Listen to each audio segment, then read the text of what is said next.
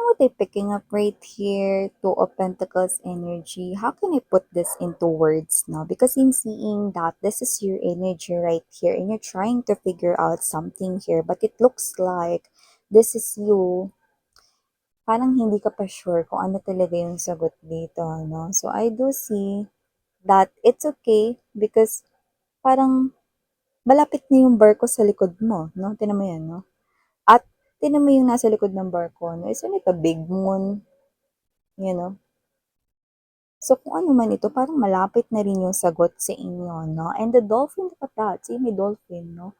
So, meaning to say, okay, magiging lighter na yung feeling ninyo, and dolphin is the symbol of happiness also.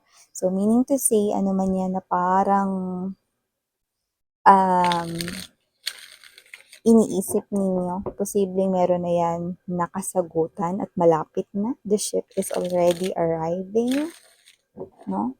And I'm seeing you feeling lighter and happiness is on its way to you. So let us see, what is this all about? And all together,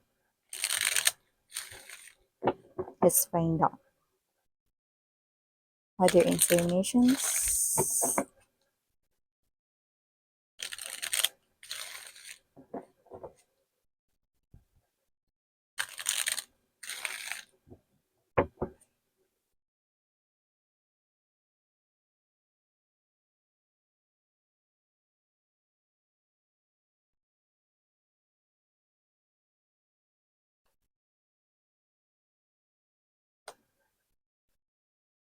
Okay. The moon card right here in reverse position is an indication that this is something here na posibleng hindi na ito nakatago sa inyo, no? You could be definitely seeing it very clear right now, no? So, nakikita ko that this is crystal clear na sa inyo, no? So, there is someone here, no, na parang iniisip ninyo, no, paano naging ganun lang kadali, no? Para sa taong ito, no, na kayo ay i-abandona or iwan dito. No? Maybe this is your question right here, no, from long time ago. Why did this person here did not fight for me? Okay? Seven of Wands energy in reverse right here, and bakit gano'n na lang kadali, no? Yung pag-iwan niya sa akin, yung pag-alis niya rito sa aming koneksyon, no? But this is not something here na ah nagtataka ka pa 'no, wala ng gano'n 'no. Kasi nakikita ko rito na ito ay something na alam mo na yung dahilan kung bakit 'no. So, I think now, mas malinaw na yung truth 'no. So, kuha pa tayo ng iba pang mga mensahe dito 'no. So, we have here this, okay, Five of Cups energy. Yeah, see? I've mentioned truth and now we have here the Ace of Swords energy. That's a confirmation. Okay, see, look at that. I'm gonna show you that this is your energy. You are the Queen of Cups. At alam naman natin na ang Queen of Cups ang may pinakamalaking hawak-hawak na or tangan-tangan na Ace of Cups, no? So, ibig sabihin, chalice of love. So, nakita ko rito na umpisa pa lang talagang minahal mo nitong tao na to, no? Nung na-in love kayo sa kanya, no? Ganun ko nakita ang inyo rito na you give your all dito sa tao na to, no? Yourself, your time, your effort, no? And look at that, see?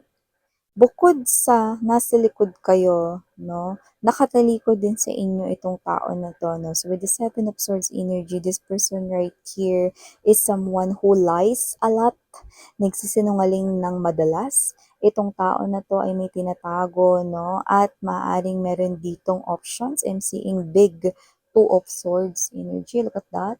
You know? Yan, no, sa ground. Look at that, see? Kita nyo? Okay? So, nakita ko rito na itong tao na to, mga babes, no, never talaga ito, okay, nagkaroon rito ng matinong desisyon, no? At hindi na to bago sa akin kasi hindi siya nagkaroon ng matinong desisyon din sa sarili niyang life, no? So, talagang hindi siya magkakaroon ng matinong desisyon, no, dito sa inyong relasyon. That's what I'm seeing right here. And aside from that, this person here is acting so deceptive. This person right here is someone who cheated on you. Yan, no?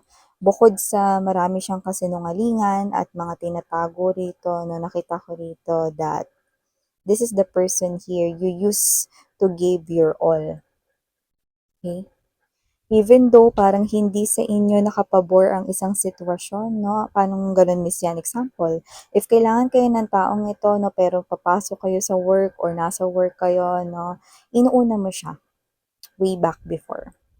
This is you, nagpapaalam kayo, weak kayo, no, because you're gonna tell this is emergency, or kahit ano pang ginagawa ninyo, no, stop doing that, no, and you're gonna rush papunta dito sa inyong person, no. That's the energy ninyo before, no. But, okay, there's something here na parang hindi mo matanggap, no. After all of the things that I've done with this person here, how come this person here, ganun lang ka-easy niya ako ritong nilet go? Ganun lang na parang hindi niya pinaglaban itong aming connection. Hindi ko siya nakitaan rito ng kahit na anong effort, Miss Yan, no? And now, with the moon card in reverse position, now you understand this. Yan, no? Mamaya sabihin ko sa inyo kung ano yun. We also have here, okay, the Seven of Cups energy, Three of Coins. Yeah, this is your energy, Nine of Wands, no? You are really invested with that person here. Look at that. See? That person is appearing here as the Knight of Coins energy in reverse position. Okay? So we have here this Eight of Wands in the Six of Wands energy. Hi and hello there, collective. My name is and welcome new viewers at sa ating mga returning na mga tambayers and subscribers. Thank you sa inyong walang sawang love and support for me. And yes, kung hindi nyo pa knows, mayroon pa po tayong isa pang channel kung saan nag-upload din tayo ng daily collective readings at ang link niyan ay nandyan po sa ating description box. At yun nga mga babes, no, wala tayong gender dito, pakatandaan nyo yan. So, babae, lalaki, LGBT, lahat welcome po dito. And you can also free na i-switch yung mga roles dahil possible talaga magkapalit-palit because ito ay isang general reading and at the end of the day, lahat po kayo ay meron kayong malayang free will na gamitin ninyo. Like, pwede ninyo i-claim yung mga mensahe kung gusto ninyo at gawin itong guidance. Pwede rin naman na hindi, no? And please do know din na timeless ang ating mga readings, meaning to say, ito ay posibleng nangyari na sa iba sa inyo, sa iba nangyayari na ngayon, or sa kasalukuyang panahon, no? At sa iba naman ay mangyayari pa lamang. Kaya naman, just take how this resonates, no? But here, the answer is very clear, sweetheart. Okay? Kaya mabilis kayong nilet go nitong tao na to that with the Knight of Pentacles energy, matagal ninyong nakasama sa loob ng isang relationship, no? But this is the kind of relationship na kahit na anong gawin mo, that with the Three of Coins energy, Nine of Wands right here, kahit anong gawin mo dito, bakit parang palagi kang napapagod na i-save or isalba lagi ang inyong relationship? Every time there's an argument right here, you always will be the one, no, na nagpapaka-humble, nagpapakumbaba dito, no. You are someone right here who says sorry a lot, diba? And then you mean it, no, even though it's not your fault. Ikaw ang nagsusorry dito, no. I just saw it dito, no. And yung iba sa inyo, no, nakita ko rito that you are really a very loving and very caring individual to this person. You always look up, no, para alagaan siya dito, asikasuhin siya dito, no? This is your boyfriend, girlfriend, no? Nang matagal, alam niyo naman kayo makakapagsabi niyan kasi iba-iba naman tayo dito ng ah, pagkakakita, no? Kung ano yung matagal for you guys, no? But you're saying na ito yung matagal kong naka-in relationship. Miss yan, no? I almost gave my all to the point na kahit na upos na ako, I'm still giving to that person, no? But what I try na intindihin is bakit ganun lang kadali niyang binitawan ang aming relasyon. You know why it's so easy para iwanan kayo nitong person na to, abandonahin dito at umalis sa inyong connection? You already know the truth. Five of Cups energy, Ace of Swords right here, no? This might be a sad and fortunate to hear, but I know that you already know the truth. This was never be a two-sided story, sweetheart. This is not a two-sided feelings, no?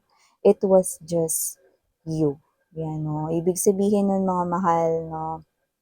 One-sided love lang ito. Ibig sabihin, kayo lang yung nakita ko na totoong nagmahal dyan sa tao na yan, no? So, paano yun, miss yan? Matagal ko siya naka-in relationship. So, sinasabi mo na ako lang yung nagmahal talaga sa kanya. Yeah, I'm telling you guys, no? This might be a sad, unfortunate right here, no? Pero yun talaga yun. And I think you already understood na yun talaga yun with the moon card in reverse, no? That this is something here na hindi two-sided. Because if it is two-sided, this person right here will not let go of you that easily, isn't it? This person right here, if it is a two-sided feelings and emotions, this person will also fight for you. This person right here will also save this relationship and will always try to save this relationship. But how come you are the only one who gets tired here? You are always the one who says sorry. Okay? You are always the one na papaka-humble dito, nagpapakumbaba, even though it's not your kasalanan, it's not your fault right here. Now tell me, is it the two-sided feelings and emotions? No, it's not. Okay? Now you are also understanding right here, no? You also understood that fact that why this person right here, okay, is nanatili pa rin siya rito sa inyo ritong relasyon, no? Even though ito ay isa lamang na one-sided, no? I know that you also know the answer now.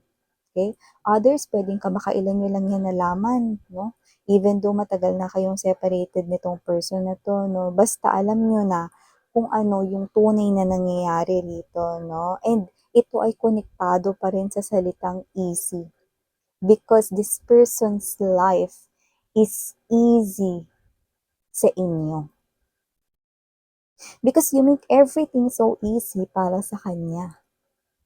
Like, hindi niya kailangan mapagod ever. Like, hindi niya kailangan ma-stress ever. Because andyan ka. You always save this person's day. You always supports him or her sa kanyang needs, pangangailangan. You always mas-asikaso here and there, no?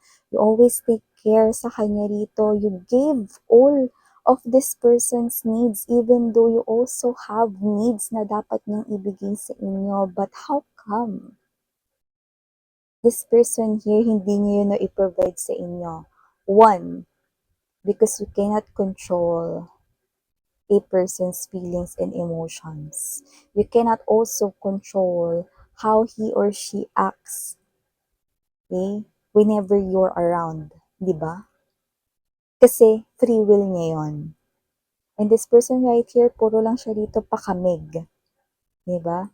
So kung sino man tong energy na to na nakita ko dito mga babes, no, that you made life easy para sa kanya. That's why he or she, no, is nanatili sa tabi mo for that long time, no? But that is only a one-sided love because it was just you giving that true love, that genuine love, that real love sa kanya, no? Whilst this person here with the Seven of Swords energy is doing everything, I mean, and every time, lagi niya rito, mga babes, na iniisip lang yung self niya rito, no? So, see, this person here, sa likuran ka niya pero wala siyang pakialam, no? Pwede ring harap-harapan ka na rin dito, no? Dahil nasa harapan mo siya, no? Nasa front mo siya, pwedeng harap-harapan niya rin talaga rito, mga babes, na pinagsasalitaan kayo hindi maganda. Pwedeng harap-harapan rin siya rito, nagsisinungaling sa inyo, no? So, nakikita ko rito that this person right here, no, really did not love you as much as you loved him or her. Kaya kung sino man tong energy na to, this person right here is someone na nakikita ko na yung iba ha, mas matanda pa to sa inyo, okay, sa age ha, pero kasi wala yung maturity sa edad, mga babes, no? So nakita ko rito that this person right here is someone na dun siya, sa kung saan madali yung life niya, no? And now, maybe this two of swords right here could be a third party who is someone else, no? And madali lang rin siya ditong umalis sa inyong relationship, hindi niya pinaglaban. Why? It is also because connected din ito sa salitang easy. Maybe that other person here is mapera. Maybe that other person right here is someone na mas nauuto niya, no? Mas gullible, 'di ba? Or whatever, no? Kaya niyang paikutin, no? So nakita ko rito na wala man lang siya dito kahit na ano na, teka nga muna, mag-iisip muna ako, no? Kasi siya yung klase ng energy na hindi niya kayang mag-mature ng decisions dito kasi kahit yung sarili niyang life, hindi niya kayang bigyan ng mga mature decisions, no? Even this person right here, hindi niya alam yon. Basta dito ako sa madali, dito ako sa mas nadadalian ako, yan, no? So, no wonder, no, na kung nag-aaral man ito, hula-hula na lang, no, kung yung mga options, examinations, A, B, C, D, pikit na lang siya, oh, saan dito hihinto itong pipiliin ko? Op, letter B, bilugan yan. Yan, no? See? This person right here is not someone who thinks, no? Wala, no? But here, nakita ko wala siyang brain. Wala siyang utak, no? Because he or she had left someone like you. No? But it's okay because of this person right here, no, that you've invested a lot with the seven of coins energy, no, alam mo na yung totoo na ito ay hindi, it was never a two-sided feelings and emotions, it was just you. And because of that, okay, kahit na matagal kayo in relationship kayong dalawa, with the Knight of Pentacles in reverse, no, you've seen this person's true colors right here, okay. And with the Eight of Wands energy, dahil doon, no, this is you, okay? Ikaw ito na napipilitan ka na rito, no? Alisin yung sarili mo dahil alam mo na hindi na to makakabuti for you, no? So, this is something here na nag-force sa'yo na mag-move on at mag-move forward sa life mo. Wherein I'm seeing you having this victory, Six of Wands energy. So, nakita ko na yung iba, matagal naman kayo naka-move on sa kanya, pero it's okay. Okay? You do not need to validate yourself right here because you can already give validation to yourself here, sweetheart. You are someone here who deserves so much more. I know that because I'm seeing that you are someone here who offers a lot, gives a lot right here. And nakita natin dito, no, na you deserve this victory right here because you're gonna receive a lot kagaya at higit pa sa lahat ng kaya mong ibigay. So yeah, mga babes, na receive this victory right here and I'm so proud of you that finally you are moving forward here with your life, no? That question na sobrang matagal sa isipan mo, no, ay nasagot na, no? Okay? Yeah, this might be a failed relationship, but you're moving forward. Okay? And a lot of victories are waiting for you, sweetheart. So yeah, thank you so much mga babes, no? Fighting lang sa life, no? And you're on your way to a lot of opportunities that will make you feel like you are being blessed by above. So yeah, again, I'm Yuriana on me, Sarang Heal, Love in Light.